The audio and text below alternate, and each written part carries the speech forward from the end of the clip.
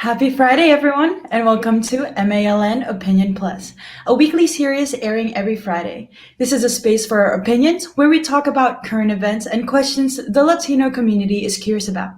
Today, we are joined by Ellyn Ruthstrom, the Executive Director of SpeakOUT Boston. She has been involved with the LGBTQIA+ community activism for over 25 years. She was the president of the Bisexual Resource Center for 10 years and helped organize the first White House roundtable on bisexual issue in 2013.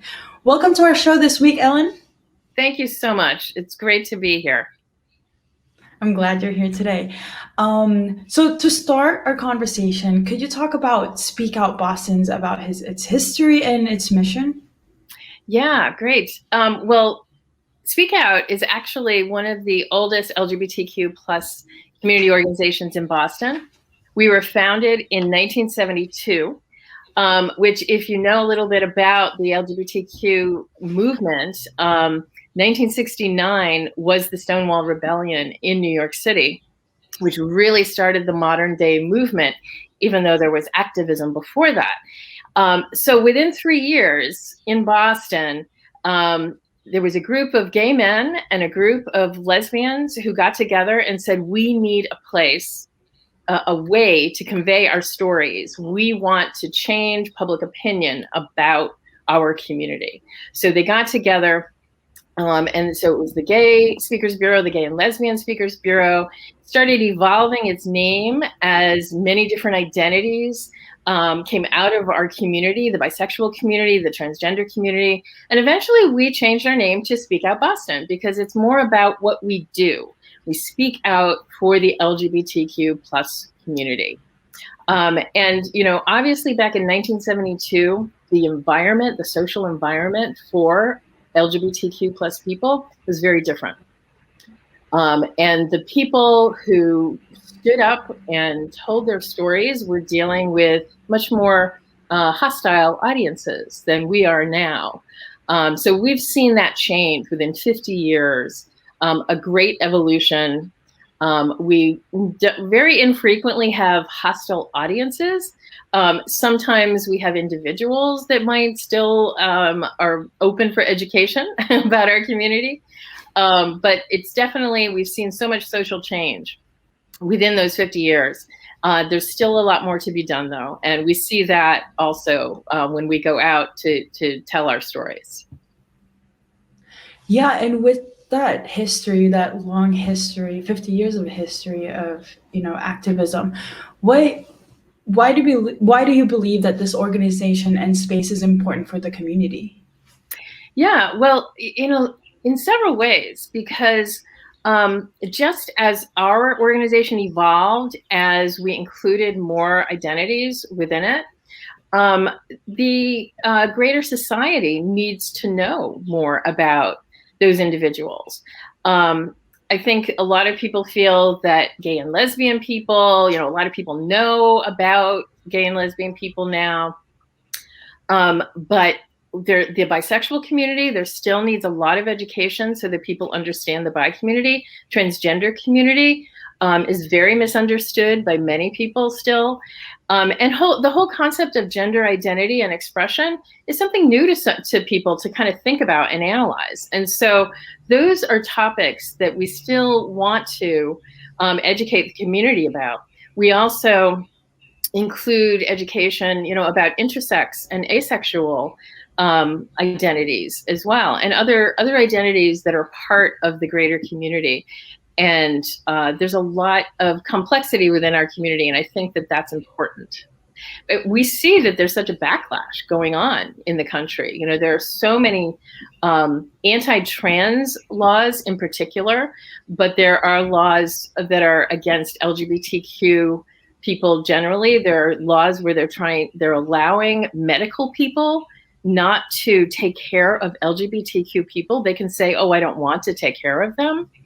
And we know that transgender youth are being attacked in the sports field and also being denied medical care. So these are things that, we have to stand up against. Yeah, and standing up against the community, why do you think it's important to have an LGBTQI plus individual representing their communities? Um, well, I think that we're a particular voice, a particular perspective within many different communities. And it's something that sometimes, because we're a small percent of the population, we're a really marginalized community, that some people aren't exposed to our perspectives. And so when we go into schools, colleges, businesses, faith communities, public libraries, we're stepping into places that may not have our perspectives there very often. And we want to provide that safe space for people to ask questions, create a dialogue. We often find that people don't have another space where they can ask something about, what is the transgender experience about? What is a bisexual experience about? What are these things? And they want to know. And we want to provide that space with no shame. Don't worry if you say the wrong thing. Just ask the question and we will respond to you as openly and honestly as possible. For someone who's not really familiar with the LGBTQI plus community, how do you think is the best way to approach a conversation without offending anyone?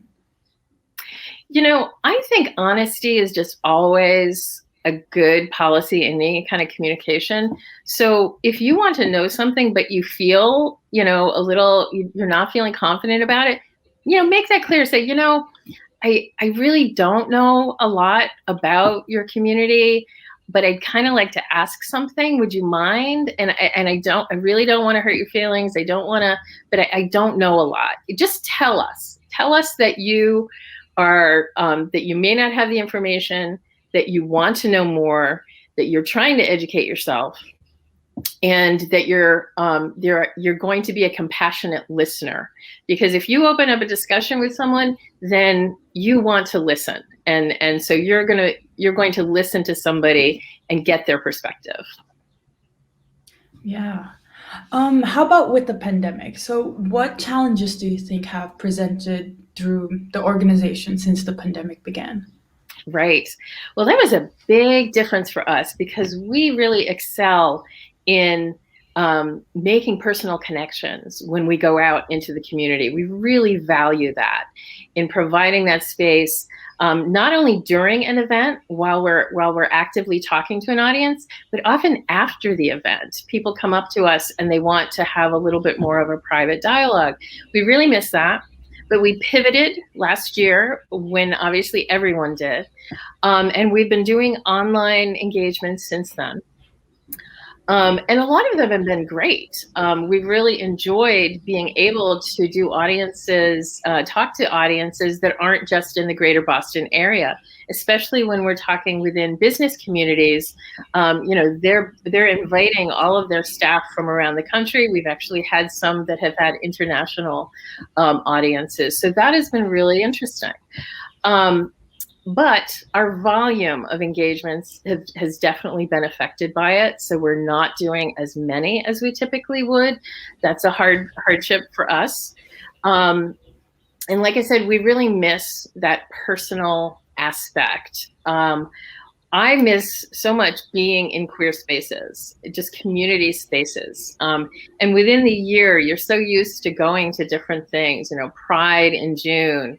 Bisexual Visibility Week is in September, the Transgender Day of Remembrance, which is so important to remembering the trans people who have died within the year. Those are events that you look forward to every year to go and get your boost of community spirit. And online events, have been wonderful to take up the space, but it's not the same as being able to see your people and hug your people and be there together.